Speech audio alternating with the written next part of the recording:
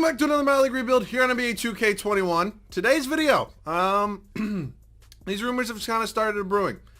I really don't know how I feel about this for either side. Now let me get into this. If you guys obviously don't know what I'm talking about, it is the Chris Paul New York Knicks rebuild. So I feel like this has kind of been a rumor for a long time, but I feel like it started getting a lot more traction in the past couple days. Basically what it said was Chris Paul would go to the Knicks, and I think the kind of idea here is to kind of lure another superstar to come to New York to play alongside him. Because in this current state, if you're a superstar in free agency, yeah, New York's a really cool place to be. It's a really big market, pretty much the biggest market in the NBA. But do you really want to go there with what they have right now? So that's kind of what the Knicks are probably thinking. If we can get Chris Paul here, he's a very, very likable guy. Obviously, a lot of stars probably want to play with him. So that's their thoughts. Not thinking about this the other way is, my way of thinking about this is that if the Knicks do this trade and strike out another free agent, you're going to be stuck with a 35-year-old point guard making $41 million this season and then making $44 million next year at the age of 36.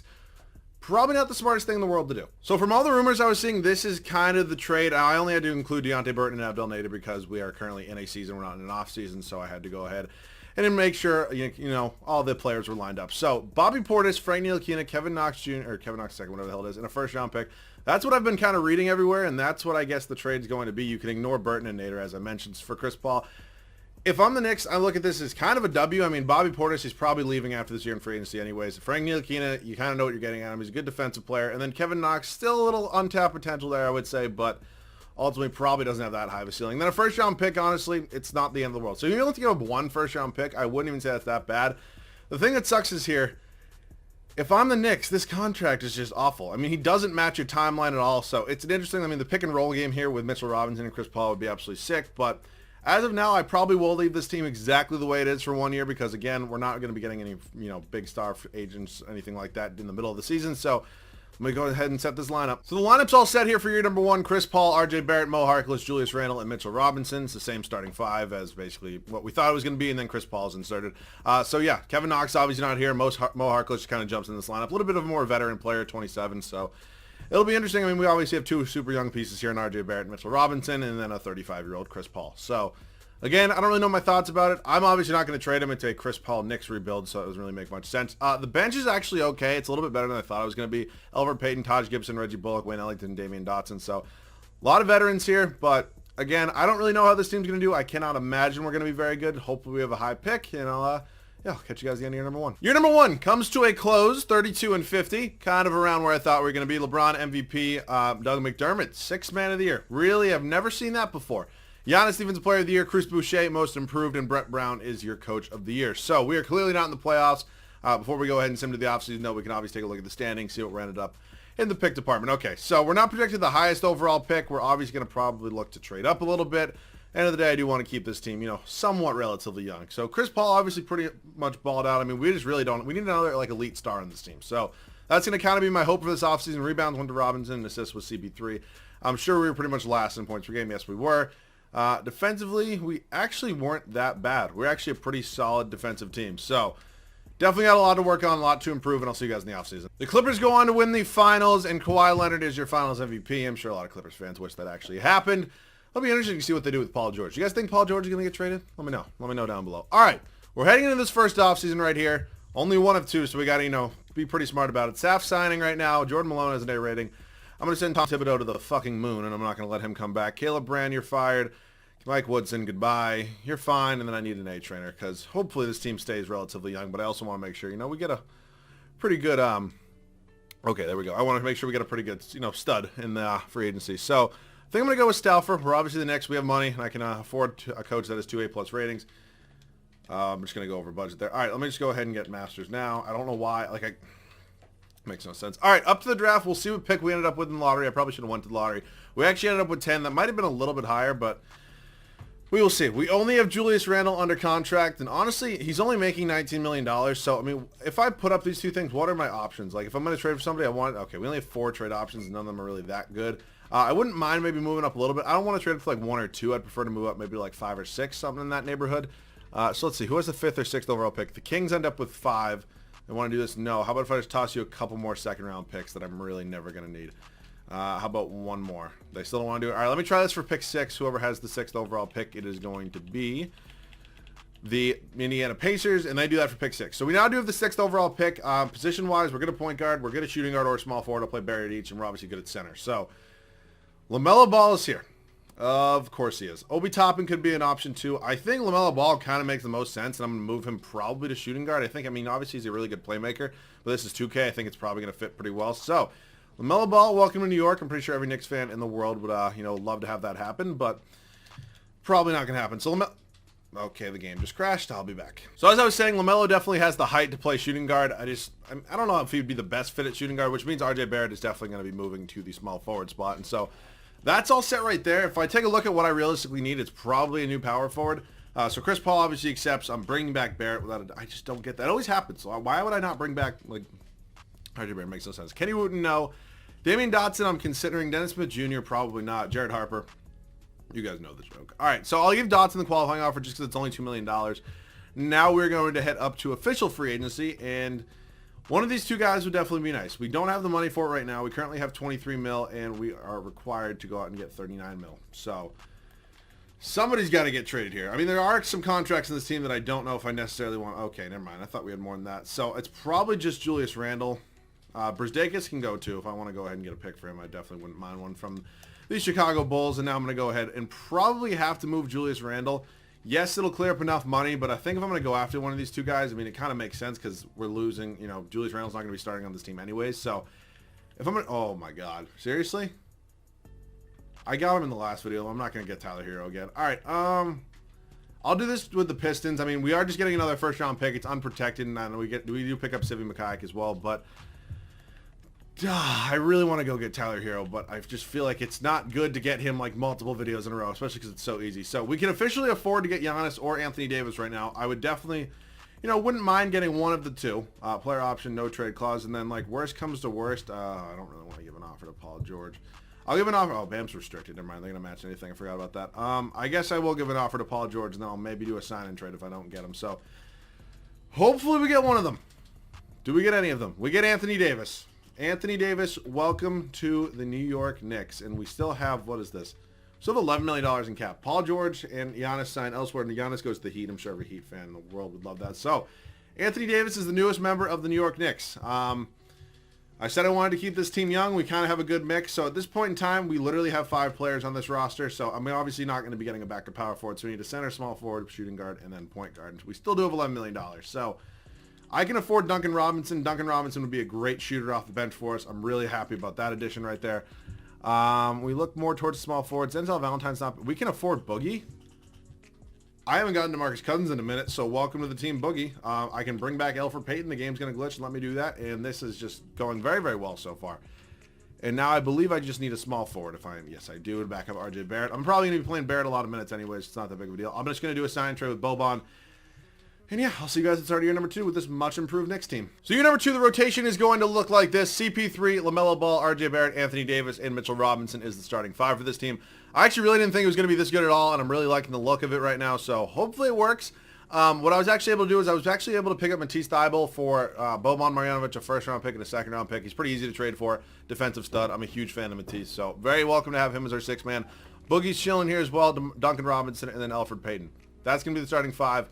And I'll see you guys at the end of year number 2. Seems like it happens every year now. Giannis signs with the Lakers and wins MVP. We go 69-13 on the year. And very, very nice. LaMelo Ball does win Rookie of the Year for us. 14 points, 6 boards, 9.5 assists at the shooting guard spot. I mean, I'm really liking that a lot. Bull, 6-man in Denver. Anthony Davis does win Defensive Player of the Year award here in his new home in New York. Donovan Mitchell, most improved. And Mike Stauffer is your Coach of the Year. So good to be back on top again. Not that the Knicks have been back on top in a long time.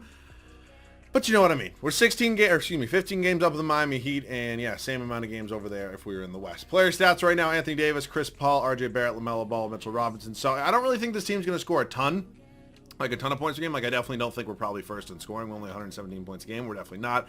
But defensively, under 102 points a game, it adds up and does give us the best differential of 15.5 per game. So us in Washington here, round number 1, Killian Hayes, Brett. Wow, looks like they moved on from John Wall. Or he's just on the bench. No, yeah, they moved on from John Wall. Maybe they picked up Michael Porter Jr. for him. I'm not really sure, but interesting moves there in Washington. Back in the playoffs, so can't really judge it. We're up 3-0 right now on the Washington Wizards, 3-1, and we're probably going to close them out pretty soon. Yes, we do. We win in 5. Oh, I thought we were going to have the battle in New York. All right, it's us and the Atlanta Hawks. Trae Young, Victor Oladipo is a great new addition here for them in Atlanta. DeAndre Hunter, John Collins, LaMarcus Aldridge as well. So it looks like they got rid of, does that say John Collins was gone now? Oh, no, never mind, not John Collins. It looks like they got, who else did they get rid of? Clint Capella, maybe?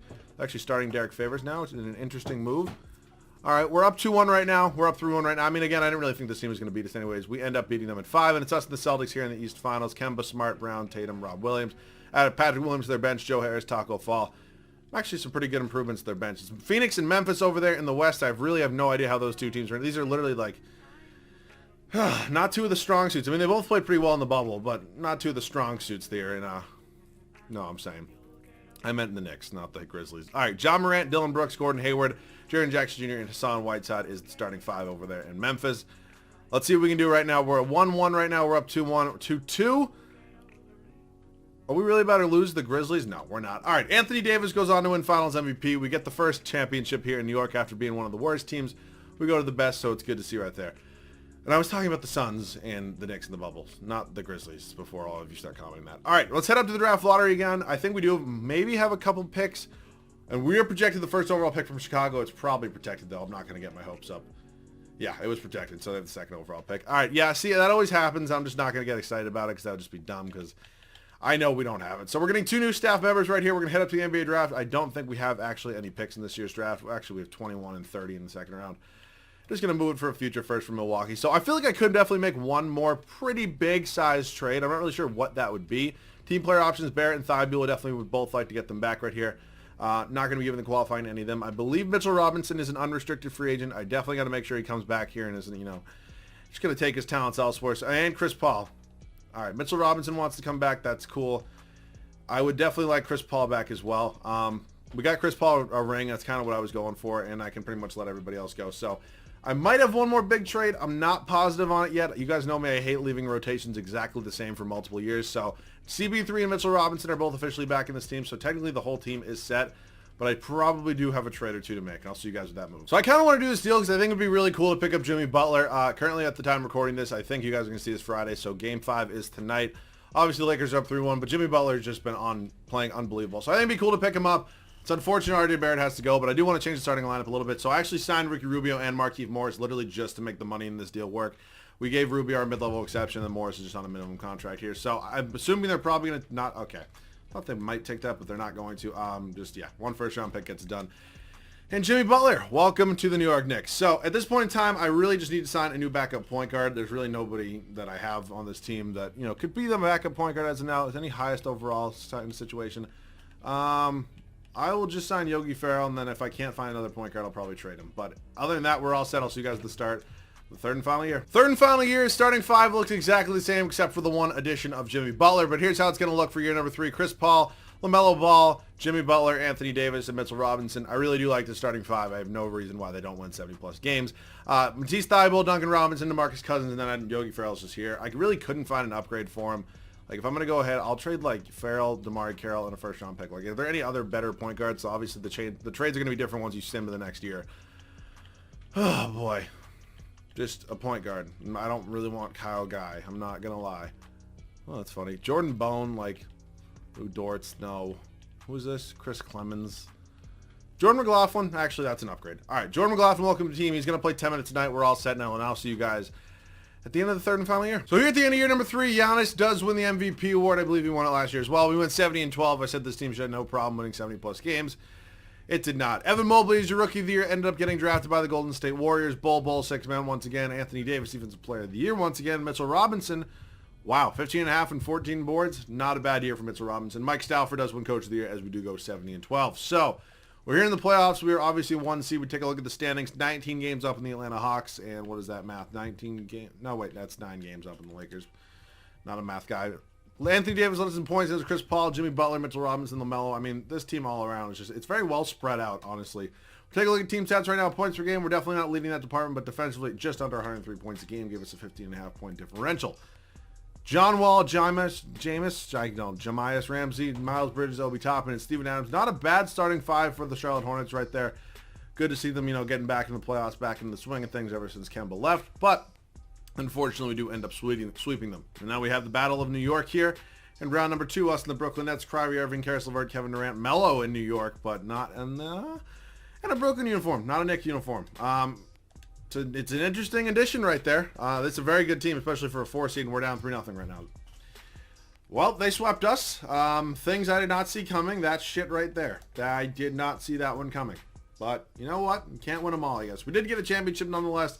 I kind of gave you guys my thoughts on this rumor at the beginning of this video, so you can let me know yours down below as well. Any other video ideas, feel free to leave them down below as well. If you guys do, make sure to subscribe, and if you guys could leave a like, that would be absolutely great. That about does it for me. Let me take one final look at this team, because this game takes 20 minutes to load at the offseason. I don't know why. But yeah, that's the team. I thought it was actually a pretty good team, and I had a ton of fun with this rebuild. So Chris Paul, 38 years old. We got him a ring. I'm pretty happy with that. So nonetheless, hope you guys enjoyed. I'll see you guys all in the next one.